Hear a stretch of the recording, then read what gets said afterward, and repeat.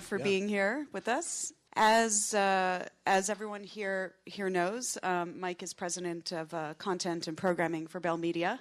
So he is responsible for all of the content that gets developed and lands on CTV, CTV2, as well as specialty channels Bravo, Comedy, MTV, Much. What else? Space. Gusto, Space. Yes, and also Crave TV, which is a very exciting development. So, thank you so much for being here with us today to talk about. The title of this panel is the Innovators, and I think in this climate, there isn't more pressure on anyone to be innovating around business models and content than a large media company like Bell Media. So I actually want to begin with conventional TV because it seems a logical place to start. And CTV was #1 for the 16th consecutive year this year in the last season. I mean, is linear television even relevant today? It's the age-old question, right? So, and we'll break out the cliche answer. Right? 94% of Canadians are reached by live TV or by television every week, and the majority of those people reached are watching live, and the overwhelming majority is through conventional TV network. It's really the only way that you can reach a mass audience. And just ask Netflix, right, who places ads in the Oscars on CTV, and just ask Trivago, the digital website that uses television as its foremost ability to reach its consumers. One of the things that I think is really indicative of something that you've done that's really smart is Letterkenny. And not just because it's a great show and very funny and all of those things, but because of how it was developed. That it was created by these guys who sort of created the rules that they wanted and for themselves, and had an impact online. And you sort of saw that and then picked it up and sort of created it. And there's a lot more companies doing that, like Insecure, which, HBO developed out of a web series. I mean, how much of your future thinking is about sort of listening to the audiences and developing content from what you're seeing them respond to? Well, Letterkenny is a great example of, I'll stand behind a long line of people at CTV, Bill Lundy, Sarah Fowley, Corey Coe, some of them who may be here today, who saw the impact of Letterkenny and what Jared and his partner were doing with these short form problems, and they were blowing up on YouTube, and so they were, smart enough to understand how this could look and how this could work as a long form TV series, and through, got the show, contacted, there was contact made, and so put the show in development and worked together on a long form script, and then I didn't enter the equation until the script was put in front of me. I thought it was immediately a no-brainer, but a lot of work and a lot of great people got in front of that and made that. But the innovation you're speaking of is what I think the point is, which is looking for cues and signals through social media, actually interacting directly with viewers, consumers through social platforms. That's 100%, we've almost entirely shifted public relations strategies and communication strategies into how to reach fans directly. And Corner Gas Animated, we could talk about the outreach we're doing just to generate, a new way to reach and touch fans, and hopefully fans, but viewers, turn them into fans. So it's the innovation around social media and a way to capture attention and have a direct relationship with an audience is very important, for sure. Two-way street. Is it something that you're considering doing more original programming for Crave? In that vein, is it something that your development executives now sort of make as part of their work? Yeah. So Crave, the development team are working with the Crave programming team, and they are on the hunt for the next Letterkenny. Whether we find it, we're not on a huge timeline. We're not in a hurry, but we definitely have plans to do more. And in the meantime, we are thrilled with the Letterkenny success and the model there, and we've grown our relationship with New Metric. And I mean, that show right now is somewhere. I think they're in Toronto. I think they're touring Canada with the Letterkenny Live show. And what a great reflection of how a producer and a creator can turn an idea that was an internet short into a TV show and then taking it on the road. I mean, fun fact: they sell more merchandise in the U.S. than in Canada, and the show is not seen in the U.S. Although not legally. That could maybe. be not legally correct. Yes. I think one of the challenges for producers of content is the lack of transparency in terms of numbers and viewership on some of these OTT platforms. So how do you, with Crave, how do you measure success? I'm not asking you to tell me the numbers, but how do you measure success internally? We can see. So we have we generate 3 or 4 pretty sophisticated reports every day, one every day, 3 or 4 on a weekly basis, and some on a quarterly basis. So we look. I mean, we can see every day. We can see yesterday's performance right down to the asset level. So here, so to give you an example of so how do I know Letterkenny's a hit? Because we launched Letterkenny on Super Bowl Sunday in 2016, and we launched it with 6 episodes. And so on Super Bowl Sunday, and a little bit of fanfare, a lot of promotion, and Super Bowl Sunday at 9 a.m., up comes Letterkenny. Monday we get the report, and now the number 1 and 2 show on Crave are almost always South Park and Seinfeld. Now they have 180 and 220 episodes, and they're very popular, and so they aggregate a lot of total views. And so they're generally speaking in the top 5, and if not the first and second place, sometimes flip-flopping, but generally speaking, 1 and 2. And so in comes Letterkenny, and on Monday, it was number 3. It was number 3 total viewers, and number 1 views per episode. So we order season 2. And so very successful. We're super happy, and we can also run reports that show correlation to. We started right away. Holy, my God! Look at these numbers. First of all, we asked research to double check the numbers. This can't be right. And no, they're right. And then we started doing some correlation to subscribers, and we saw some spikes. So hang on. So we did 2 things. We ordered 2 more seasons. 1 more, 2 more, and we ordered companion episodes. So we thought right away, okay, well, we're going to launch season 2 on Christmas Day, and we're going to announce it as a 6-pack. But we ordered 7, and we had planned to launch a 7th one on on St. Patrick's Day.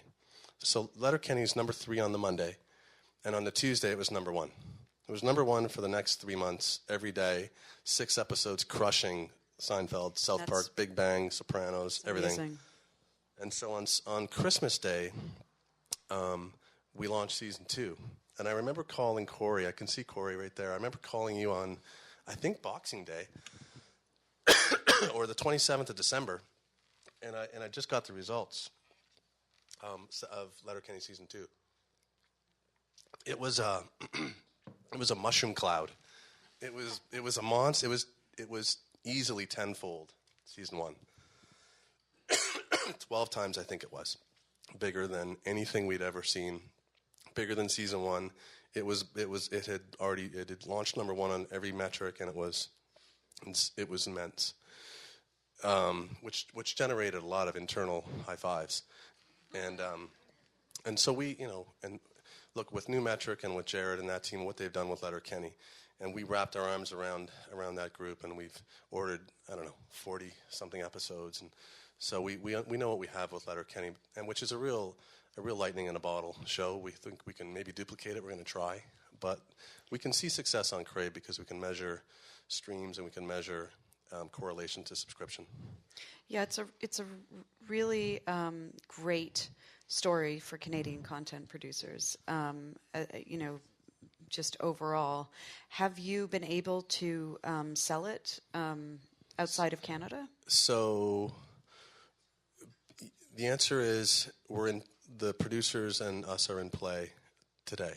We may have some news shortly. The challenge is when you launch with 6 episodes, it's hard to find a buyer internationally who wants to buy, 6 episodes. And so it took a little bit of time to get, a number of episodes that felt like somebody could wrap their arms around that show. Have you noticed or a difference in the international market? I mean, with creating things like The Disappearance and Cardinal, mm-hmm.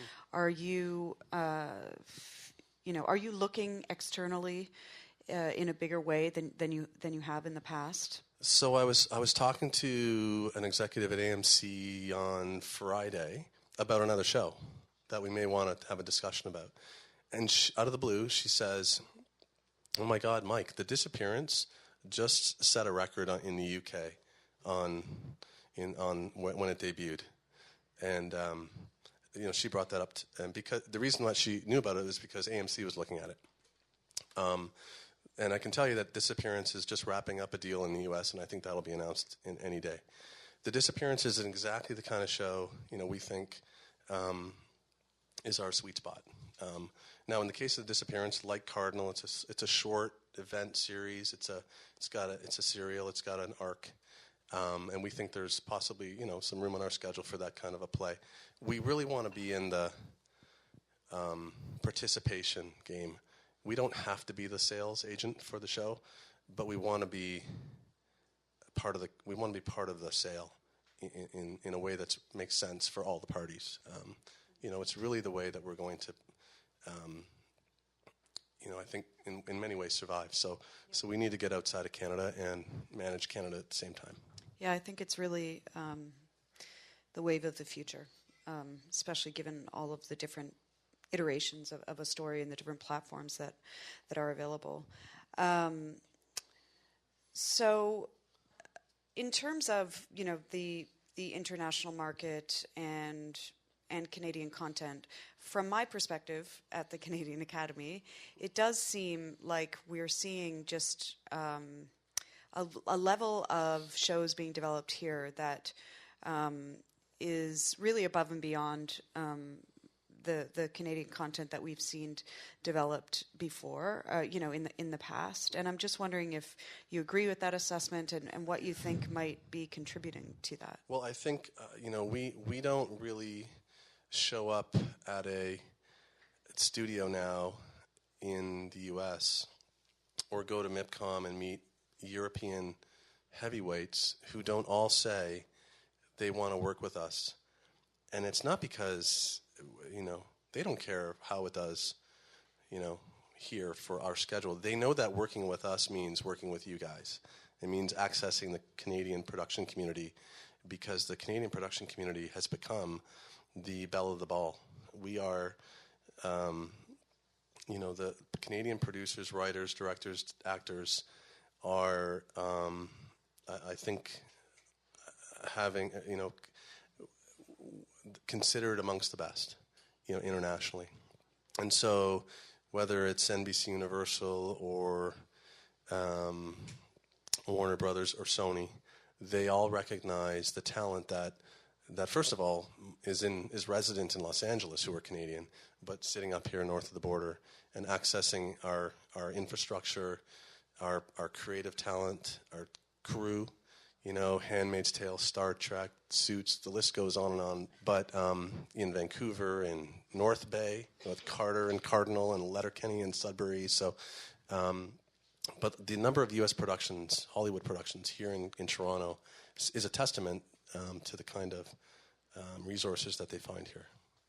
Do you see, I don't want to put you on the spot here, but do you see investing in Canadian content as part of the growth opportunity for Bell Media? Well, I don't think I think we have to. We can't. we can't just sit on an acquisition budget and acquire our way to number one, because you're out of the clock will chime and you'll be looking at your original program slate and wondering what happened. So it is a mix. It's a balance. Look, it's a balance. We have to stay. I want to win every time slot. I'm super competitive, and so is our team. We want to, bring home the best shows from Hollywood, and we want to use those shows to program the best Canadian shows that we can commission or partner on. And so when we announce a time slot for Carter with Jerry O'Connell, for Sony internationally, for Bravo in Canada, when we announce that Tuesday at 8 time slot, it's because we're going to use the Suits short season that's about to debut and the momentum out of Suits and launch Carter out of Suits into the summer cycle of Suits. And there's a lot of thought and planning in the detail. Our new drama for CTV, The Detail, which we actively stayed away from buying Sunday night in Hollywood so that we could have a time slot for Alana Frank's The Detail. Sunday at 9, mark it down, debuts soon. And whether it's Cardinal Thursday at 9, Thursday at 9 time slot in Canada in any schedule is a home run time slot. So you'll see the Cardinal flourish there.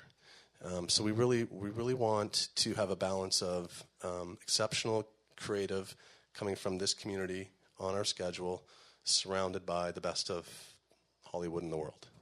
That's the plan. It never changed. It's not a secret. I'll be honest with you, it's exceptionally hard to make the CTV schedule as a Canadian producer with a show idea. It's tough. There are only so many dramas and comedies and half hours and hours, and there are only so many slots. It's hard. But if you're working with us, you get our full attention, and if you make the schedule, you are. I think it's safe to say we want you to know that you're the number one priority on our schedule. When you're with us, it's all we really think about. Everything else is second. Thank you very much, Mike. You're welcome. Really appreciate you being here. Thank you.